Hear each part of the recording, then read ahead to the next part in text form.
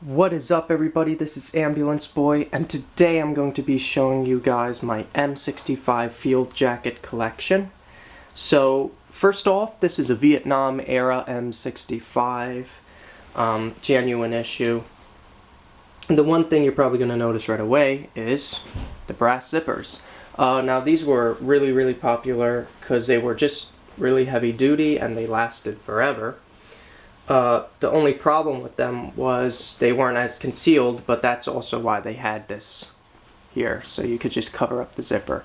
But also on the neck you would see reflecting. So they did change that later on, but lots of people do like the brass zippers. Personally, I like the plastic ones more, but that's just my opinion. Inside is pretty much the same thing. It has the buttonhole there, a button right here, and all the holes around to attach an M65 rough hood. The lining is the same as any M65 lining. Has its stains in it. This one's really messed up.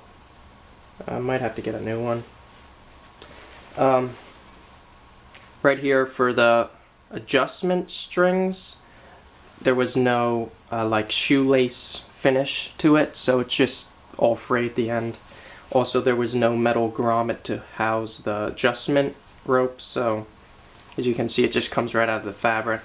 So that was just, of course, like the older version, they had that. So everything else is pretty much the same though. There's not too much that's different.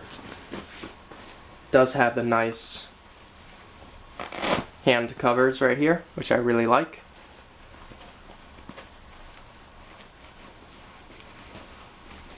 So this is a really cool jacket. I really do like it.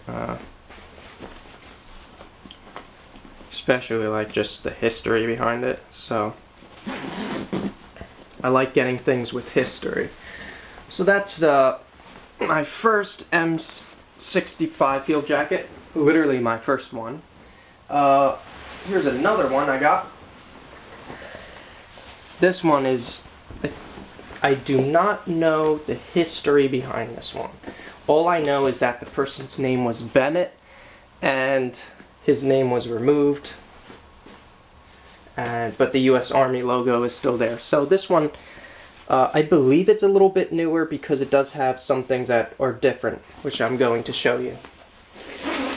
So first of all, the brass zipper is the same, but the inside lining, as you can see here, well, this isn't the lining, it's part of the jacket, but the inside part, this is a ripstop material, if you guys can see.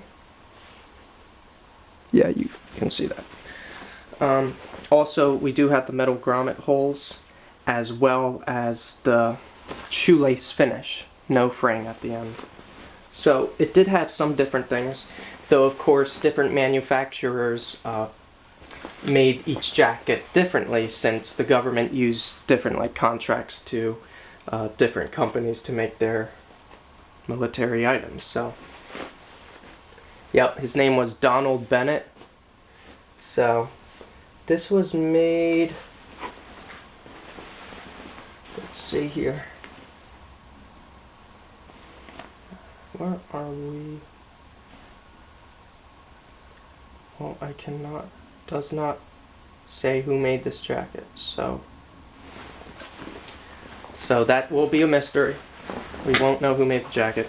But yeah, so this is kind of, other than those few differences, it's pretty much the same as the other one. Has some more Velcro for more adjustment if you want that, but that's pretty much it. Has the same things with the hands. I like that.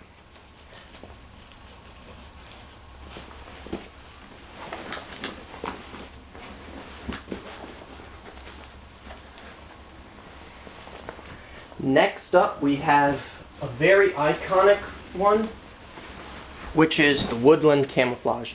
Now, many people know this because this was like the coolest thing at the time, was camouflage. They totally got rid of the olive drab and just moved over to this in around like the early 80s. They were using a pattern similar to this during Vietnam, but it wasn't in wide use. But then this was a new issue. So This one, I'm not sure if this is from the 80s or from a little bit later, but I didn't really know too much about this jacket. All I know is the person's name was Lewis, and he was in the U.S. Army. But yeah, so like the other one, it has the same 4 pockets. This one does not have the hand extender, as you can see. Nothing is here. But it did change in this aspect of the zipper. So the zipper is now turned to plastic. And the thing with plastic was it actually made a little bit less noise, as well as it was more, as you can see, it doesn't really reflect and it stays green, unlike the brass zippers. So I did like the plastic one a little bit more, but that's just my opinion. All the buttons are the same. I finally did get a nice liner, as you can see, nice and brand new, that will fit this, because the one I had before, it was way too big, and it was actually a parka liner and not an M65 field jacket liner. So that was a mess up on my part, but you know what, I got it for $7, so I put it in. But so I got this liner. Inside is olive drab, and then underneath that it's just kind of white, which is kind of funny. And the one thing you guys probably noticed right off the bat is that this one has the M65 rough hood. So as you can see, as I said before, the button in the front is used to attach the hood to, as well as the inside button here.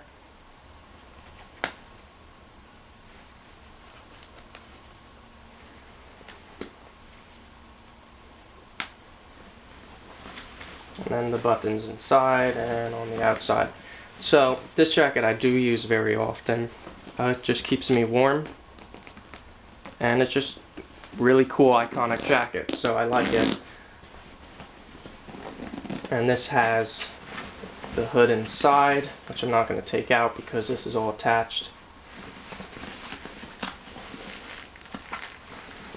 Yeah, so that's the M65 Woodland version. And then something that came out later in, I don't remember the exact year, but there was the desert version of the M65. So we just had the Woodland one, and here is the desert one. This is literally exactly the same, but I'm still going to show it anyway. This one I got fairly recently, and I really do like this one, because I was saying, you know what, I don't have the full collection if I don't have the Desert M65. So I do now have the Desert M65, and I actually really like it. I got this one for around $28, so I thought this was a really good deal. I got it on eBay. Person's name was Edwards, so sometimes I'm called Edwards. And U.S. Army, American flag patch, and then 1st Infantry Division patch on this side. So this one is literally all decked out, which I really like. Inside, plastic zipper like the other one. So has the attachments for the M65 rough hood, Velcro on top. The lining is actually the parka lining. As you can see, it's way too big, but I am actually going to exchange this for an M65 liner. So hopefully I'm going to get that soon. But yeah, so there's a desert version. Everything's exactly the same as with the Woodland version. So this one came out later because for a while they only had the Woodland M65. I know during Desert Storm they didn't have these, they just used the Woodland M65.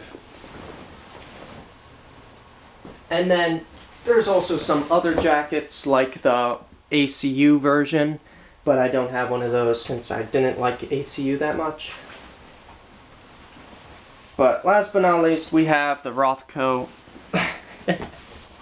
The Rothko one. I said, why not finish off the video with ranting on Rothko again. So here's a Rothko one. This is not genuine issue. There's nothing good about this jacket. It's just absolute junk.